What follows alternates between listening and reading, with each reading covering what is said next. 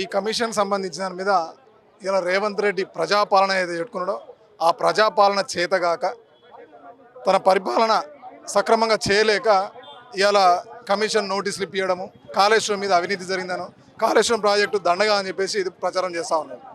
ఆయన ఎలక్షన్లకు పోయినప్పుడు కూడా ప్రతిపక్షంలో ఉన్నప్పుడు అబద్ధపు మాటలు చెప్పి ప్రజలకు తప్పుడు వాగ్దానాలు ఇచ్చి ఇలా కాళేశ్వరం ప్రాజెక్టు మీద అవినీతి జరిగింది, 1,00,000 కోట్లు అవినీతి జరిగిందని చెప్పి తప్పుడు మాటలు చెప్పి అసలు పని జరిగిందే 1,00,000 కోట్లు, కానీ 1,00,000 కోట్లు తిన్నారు, 1,00,000 కోట్లు తిన్నారు అనుకుంటూ అబద్ధాన్ని ప్రచారం చేసి ఇలా గద్దెనెక్కింది. ఇలా గద్దెనెక్కిన తర్వాత ఆయన ఇచ్చిన హామీలను 100 రోజుల్లో 6 గంటలు చట్టబద్ధతతో అమలు చేస్తున్న బాండ్ పేపర్ రాసిన హామీలను ఏ ఒక్క హామీ కూడా అమలు చేయకుండా ఇలా ఆర్థిక పరిస్థితి లోటు ఉందని ప్రచారం చేసుకుంటూ అసలు రాష్ట్ర ప్రతినిధులను ఎవడు కూడా నమ్ముతలేడు అని చెప్పేసి ప్రచారం చేసుకుంటూ దివాలా తీసింది అనుకుంటూ చెప్పుకుంటూ ఇలా అన్నిటి మీద వ్యతిరేకంగా ఇలా తెలంగాణను పూర్తిగా ఇజ్జత్ తీస్తూ ఉన్నాడు. ఇలా నాయకులు కేసీఆర్ గారు కావచ్చు, హరీష్ రావు గారు కావచ్చు, ఇలా ఒక కాళేశ్వరం ప్రాజెక్ట్ మన పోరాటమే, తెలంగాణ ప్రజల పోరాటమే నీళ్లు, నియామకాలు, నిధులు. ఇలా నీళ్లను మళ్లించే విధంగా 3.5 సంవత్సరాల్లో కాళేశ్వరం ప్రాజెక్టుని కట్టి, కాళేశ్వరం ప్రాజెక్టు ఒకరు కట్టాలంటే ప్రభుత్వము అంత అధికార రంగం అంతా ఉంటుంది. నిన్న ఆయన కూడా చెప్తుడు, ఒక మంత్రులమే 11 మంది మంత్రులమే మారినాం, మిగతా యంత్రాంగం అంతా అట్లే ఉంది. మరి ఆ యంత్రాంగమే కదా అన్ని ఎక్కడ నీటి లభ్యత దొరుకుతుంది, ఎట్లా ప్రాజెక్టులు కట్టాలి, ఒక రోడ్డు వేయాలన్నా, ఒక బ్రిడ్జ్ కట్టాలన్నా, ఒక బిల్డింగ్ కట్టాలన్నా, ఒక నీటి ప్రాజెక్టు కట్టాలన్నా ప్రభుత్వ అధికారులతోని పూర్తిగా పర్యవేక్షణ, సంబంధిత శాఖలతోని పర్యవేక్షణ చేసి దాని మీద పర్మిషన్లు కానీ అన్నీ తీసుకున్నది. ఇక దీనిలో ఇంకా జరిగింది ఏముంటుంది? ఏమైనా వ్యక్తిగతంగా హరీష్ రావు ఇంటి కోసం వస్తున్నాయి నీళ్ళు, ఏమన్నా కేసీఆర్ ఇంట్లోకి వస్తాయి నీళ్ళు? తెలంగాణ రాష్ట్ర ప్రజల కోసం ఇలా వాళ్ళు పోరాటం చేసి ఇచ్చిన పోరాటం ఏదైతే చేసి సాధించిన రాష్ట్రం సుభిక్షంగా ఉండాలని చేసి ఇలా నీకు కళ్ళు వస్తలేవు, ఇలా నీకు మనసు వస్తలేదు, చెప్పుకోలేకపోతున్నావు, పరిపాలన చేతనైతే లేదు, చేతగాక అడ్డగోలుగా నీ యొక్క కార్యక్రమాలు సరిగా లేక ఇలా వీటి మీద తప్పుడు కమిషన్లో నోటీసులు ఇస్తారు. ఎంట్రుక కూడా వీకలర్ ఇవ్వాలా, ఎందుకంటే నీతి నిజాయితీతో నిక్కస్తుని పనిచేసిన నాయకులు ఇలా హరీష్ రావు గారు. ఆయన 18 గంటలు పనిచేసింది ఇవాళ ప్రజల కోసం.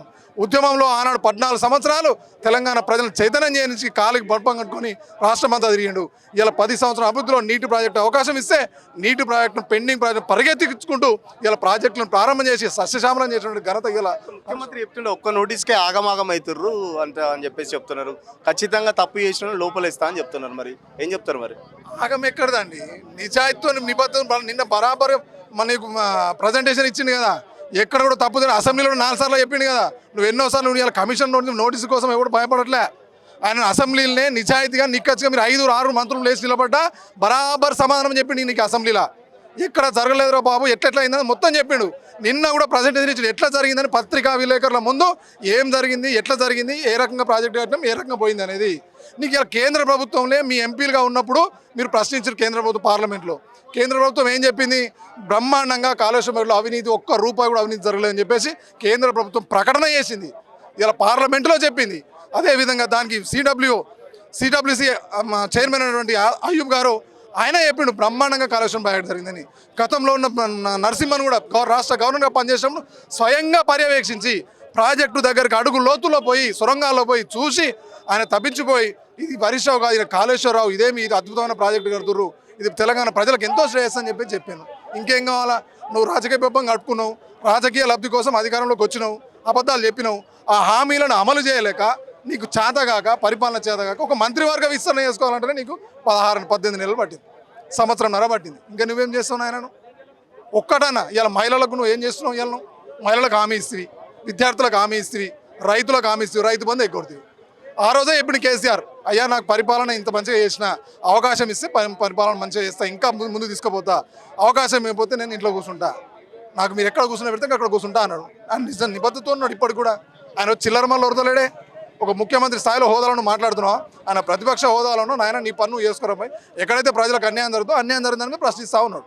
10 పాపాలు చేసిండు కాబట్టి అందుకే బాత్రూంలో కాలు జారి పడ్డాడని కూడా చెప్తుండే. నిజంగా అట్లా జరిగిందా? మరి నేను చెప్తానండి, రేవంత్ రెడ్డి నోటి నుంచి చండాలమైనటువంటి వాటలు తప్ప, మనసులో ఇరిటేట్ చేయడం కానీ తప్ప ఆయనకు సబ్జెక్ట్ మీద కానీ దేని మీద అవగాహన లేదు.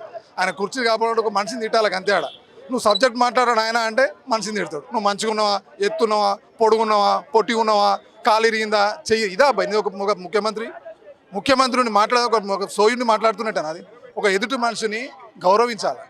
నీకు 10 ఏళ్ళు ముఖ్యమంత్రి చేసిన వ్యక్తిని నువ్వు కాలు దారి పడితే పాపాలు తిన్నావు. నీ ఎన్ని పాపాలని దేవుని మీద ఒట్లేసినావు? నువ్వు రైతులకు పాపాలు చేసినావు. నువ్వు రైతులకు ఎట్లా వేలం పాట వాడినట్టు నువ్వు 2 రూపాయలు 2,000 ఇస్తాను, నేను 4,000 ఇస్తాను, ఇచ్చినావా? మరి ఏడాదిన్నర అయితే నీ పాపం నీది కాదా ఇది? ఈ పాపం నీకు కూడా పడుతుంది. నువ్వు కూడా నీకు అంతకుముందు గతం చేసిన పాపాలు నువ్వు జైలుకు పోయినావు. రెడ్ హ్యాండెడ్ దొరికిన దొంగ కదన్న ఆయన. ఓటుకు నోట్లు దొంగ రెడ్ హ్యాండెడ్గా ఒక మనిషికి 50 లక్షలు సంచించుకుంటూ దొరికిండి ఈయన. ఈయన మాట్లాడుతుంటే ఏం చేస్తాం ఇక? ప్రజలు ఒక్కోసారి ఏమవుతుందంటే తప్పుడు మాటలకు తప్పుడు వాగ్దానాలకు ఒక్కోసారి మోసపోయారు. నువ్వు దానికి వచ్చిందని మంచిగా నిబద్ధతో నిరూపించుకో. కానీ నీ దగ్గర చేతగాక చిల్లర మల్లర మాటలు మాట్లాడుతూ వ్యక్తి మీద మాట్లాడుతూ వ్యక్తిత్వాల మీద మాట్లాడుతూ ఇలా పరిపాలన కొనసాగిస్తున్నారు. ఏం జరుగుతుంది అనుకుంటారు? కమిషన్ ఇప్పుడు హాజరైంది, ఇప్పుడు హరీష్ రావు హాజరైంది, ఎల్లుండి కేసీఆర్ కూడా వస్తున్నారని చెప్తున్నారు. తర్వాత కమిషన్ ఏం చేస్తారు మీ ఎక్స్పెక్టేషన్? నేను మీకు చెప్తున్నానండి, అంటే నాకు తెలిసిన అనుభవం కాదు నేను చెప్తున్నాను. భారతదేశంలో ఉన్నటువంటి ఎన్నో వారి మీద కమిషన్లు వేసారు, ఎన్నో కమిషన్లు అయినాయి. ఏమైందండి? ఏ కమిషన్లో? ఒక కమిషన్ బ్రహ్మాండంగా పనిచేసి వీళ్ళ మీద శిక్షించిందని ఒకటి తీయండి. అసలు జనం ఎక్కడ ఉంటుంది? చేసే తప్పు ఉంటే కదా. నీకు తప్పు జరిగితే నువ్వు నీ గదే అధికార యంత్రాంగం ఉంది కానీ నీ దగ్గర. గతం నువ్వు నేను అన్నావు ఏమన్నాడు? 11 మంది మంత్రులు మాత్రమే మారినాం, మిగతా అంతా అధికార యంత్రాంగం అట్లే ఉంది. ఎక్కడ ఉన్న వాళ్ళకి అక్కడనే ఉన్నారు, కావాలే పని చేస్తున్నాడు. మరి వాళ్ళే కదా పని చేసింది. వారు పని చేయకుండా ఏమైనా ప్రాజెక్ట్ కొత్త అయితే మరి అవినీతి నీ దగ్గర నడిచింది. నీ సెక్రటరియట్లో 20% కమిషన్ అడుగుతారు అని కాంట్రాక్టర్లు వచ్చి చాంబర్ ముంగడ మంత్రి చాంబర్ ముంగడ వదిలిపెడుతుంది. ఎక్కడ పోతుంది నీ ప్రజాపాలన? కంచెలేస్తా అన్నావు. ఇలా ఒక్క గ్రామసభ మీటింగ్ పెడితే పోలీసులు ఏంది నువ్వు గ్రామ సభలు పెడతలేవు? ఏ ఊర్లోనే పోండి మీరు. ఇలా భూభారత సభలు పెడుతుండు, ఓ పోలీసులు ఏంది సభ పెడతలేడు. ఇన్ని పోలీసులు లేకుండా సభలు ఆయననే ఎక్కడున్నాడు? ఇలా కేసీఆర్ కట్టించిన కంట్రోల్ రూమ్లో ఉండి పరిపాలన చేస్తున్నాడు. నువ్వు దొంగవు కాబట్టే నువ్వు బయటకు వస్తే నేను అంతారు అనుకొని నువ్వు పోలీస్ కంట్రోల్లో ఉండి పరిపాలన చేస్తున్నావు, సమీక్షలు పెడుతున్నావు. నువ్వు ఏది నీ పాలన? ఇంట్లో కూర్చుంటూ పరిపాలిస్తున్నావు. నీ ఇన్ఛార్జ్ నటరాజనే తిడుతుంది కదా, టీ షర్ట్ల మీద IAS ఆఫీసర్ కలుసురేంద్రబాయ్ అని. సోయి ఉండాలి కదా, ముఖ్యమంత్రి సోయి ఉండాలి కదా. ఇలా తెలంగాణ ప్రతిష్ట బాగా చేస్తున్నావు. రేవంత్ రెడ్డి చెప్తుండు కేసీఆర్ లక్ష్యంగా పెట్టుకున్నా ఆయన కుర్చీ దింపినా అని చెప్తున్నాడు. గతంలో చెప్తుండు కేసీఆర్ ఆనవాళ్ళు తెలంగాణలో లేకుండా ఇస్తా, కేసీఆర్ని మైమరిపిస్తా అని చెప్తున్నాడు. మర్చిపోతారా కేసీఆర్ మీరు? ఎందుకు మర్చిపోతామండి? నువ్వే మర్చిపోతలేవు. నువ్వు ఎడ కూర్చున్నావు? కేసీఆర్ కట్టి నేను అందాల పోటీ అని పెట్టిండు. ఇలా అందాల పాములు వాళ్ళందరూ ప్రపంచం నుంచి అందరు సుందరి వాళ్ళు వచ్చారు. ఎక్కడికి తీసుకుపోయినా నువ్వు యాయరుగుడు తీసుకుపోతే ఎవరు కట్టిరు అంటే కేసీఆర్ కట్టినారు. పోలీస్ కంట్రోల్లో తీసుకుపోతే ఆడిసి ఎవరు కట్టిరు అంటే కేసీఆర్ కట్టినారు. ఈ సెక్రటరీ తీసుకొచ్చి చూపిస్తే ఎవరు కట్టిరు అంటే కేసీఆర్ కట్టినారు. అంబేద్కర్ స్టాచ్యూకి 150 అడుగులు తీసేస్తావా? అయితే నీతో అయిందా? నువ్వు ఇన్ని రోజులు దండ లేకుండా చూద్దాం, అయిందా? ఎన్ని రోజులు ఆపగలుగుతావు? ఏది ఆపలేదు చరిత్ర. నీ చరిత్ర మునిగిపోతుంది. నీ దొంగ చరిత్ర, నీ నేర చరిత్ర, నీ మోసపు చరిత్ర ఇవాళ అందరికీ అర్థమవుతుంది.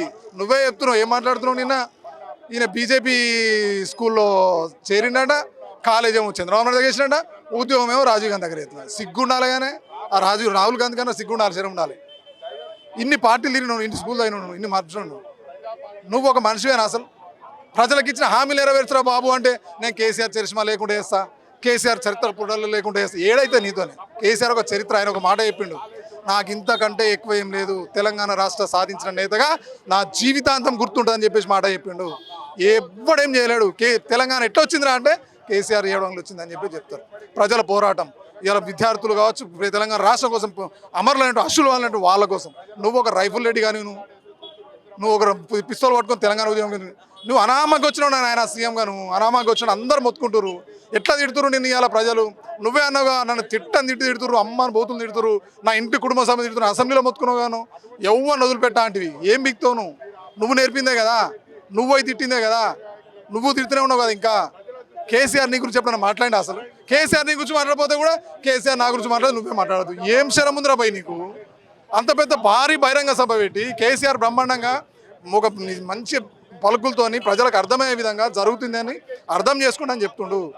నీ లెక్క కేసీఆర్ భయమా? ఎన్నడని మంచి నాయకులు, వైఎస్ రాజశేఖర రెడ్డి లాంటి నాయకులు, చంద్రబాబు, వీడు ఒక పిరికి నా కొడుకుడు. ఈయన గురించి ఆయన భయపడిందండి. ఈయన ఎక్కడ ఆయన నక్కకు నాగాలనుకున్న తేడా. నువ్వే మాట్లాడినావు. ఒకప్పుడు కేసీఆర్ దగ్గర పనిచేసిన నాయకులు, నువ్వు పనిచేసిన కార్యకర్త, నువ్వు బీజేపీ అన్నావు, నువ్వు కూడా టీఆర్ఎస్ పార్టీ కూడా పనిచేసినాడు. మర్చిపోయినట్టు హరీష్ అన్న వెనక గుర్తు లేచినాడు. సరే, నీకు అవకాశం పోతే ఎవడైనా నాయకులు కార్యకర్తలు పని చేసుకుని నువ్వు ఒక లక్ష్యాన్ని సాధించుకున్నావు. నువ్వు చెప్పినావు నువ్వు లక్ష్యాన్ని సాధించుకున్నాను. లక్ష్యాన్ని సాధించుకున్నప్పుడు ప్రజలకు ఇచ్చిన హామీలు నెరవేర్చేదాన్ని సాధించు. కేసీఆర్ని గద్ద దించిన అన్నావు కదా, నెరవేరిన అన్నాడు కదా. మరి సిగ్గు శరం ఉండాలి కదా. నీ లక్ష్యాన్ని నెరవేర్చుకున్నావు. ప్రజలకు ఇచ్చిన వాగ్దానం ఎందుకు నెరవేర్చావు? శరం లేదా? సిగ్గు లేదా? కుటుంబం అన్నం తింటున్నావు కదా. నీ భార్య, నీ పిల్లలు పెట్టిన తిండే తింటున్నావా? నీ అయ్యవ సంపాదించి పెట్టే తిండే తింటున్నావా? తిండి తిన్నావు అయితే నువ్వేం చేయాలి? నువ్వు ఏదైతే నేను లక్ష్య సాధన కేసీఆర్ దించినాను అంటున్నావో ప్రజలకు ఇచ్చిన హామీలు నెరవేర్చని అడుగుతున్నాం మేము. ఓకే, నువ్వు సక్సెస్ అంటున్నావుగా, నువ్వు సక్సెస్ అయినావు, కేసీఆర్ దించినావు. ఓకే, కేసీఆర్ ఏమో మోసం చేసి కేసీఆర్ ఆన్ చేసి కొత్త చేసుకుంది ఏం లేదు. కేసీఆర్ గత 40 ఏళ్ళ చరిత్రలో తెలంగాణ రాష్ట్రానికి ఏం చేయనో చేసిండు ఆయన, ఇంకా ఏం చేయనో చేస్తాడు. కానీ నువ్వు అంటున్న మాటలకు నిస్బద్ధతో నువ్వు ఉండాలనుకుంటే ప్రజలకు ఇచ్చిన హామీలను నెరవేర్చు. 100 రోజులు 6 గ్యారెంటీలు నువ్వు ఎక్కడ పీకేనేది? నువ్వు ఎట్లా నాయకులు అవుతావు? నువ్వు ఎట్లా స్టాండ్ నీది అంటే నీది ఒక్కటి కేసీఆర్ దించగానే అయిపోయిందా? వచ్చే 5 ఏళ్ళు కూడా ఆయనే ముఖ్యమంత్రి అంటుంటాడు, మీరేమో ఏం చేయలే అంటారు. మరి వచ్చే 5 ఏళ్ళు ఆయన ముఖ్యమంత్రి అంటే ఎట్లా ఎట్లా సాధ్యమైద్దా? ప్రజలు చెప్తారు కానీ ఇప్పుడు గవే ప్రగల్భాలు పలికిండు. గతంలో కూడా ఎన్నోసార్లు ప్రగల్భాలు పలికిండు. సరే మొన్న ఈయన సక్సెస్ కాదు అది. ప్రజలు మాది స్వయంకృత ఆరోపం, మాది మేము కొంచెం తక్కువ చేసుకోవడం వల్ల దాన్ని ఓడిపోయినాం. అది మా ఓటు మాకు ఎట్లా పరిశీలన చేసుకున్నాం, ఎక్కడ పొరపాటు జరిగింది, ఏం కథ అనేది. నువ్వేదో రేవంత్ రెడ్డి పెద్ద పొడుతాడని చెప్పేసి ఓట్లేదు. రేవంత్ రెడ్డి పొడుతాడని ఓట్లయితే మాకు 10 సీట్లు కూడా రావద్దు. నువ్వు చెప్పిన మాటలకు, నువ్వు చెప్పిన ప్రగల్భాలకు 10 సీట్లు కూడా మాకు రావద్దు. నిన్నే నిజంగా ఇచ్చేయాలనుకుంటే. సో అది అంత శుద్ధ తప్పు. 5 ఏళ్ళు కాదు కదా, ఈ 5 ఏళ్ళు నువ్వు ఎట్లా చూడో చూసుకో ఫస్ట్.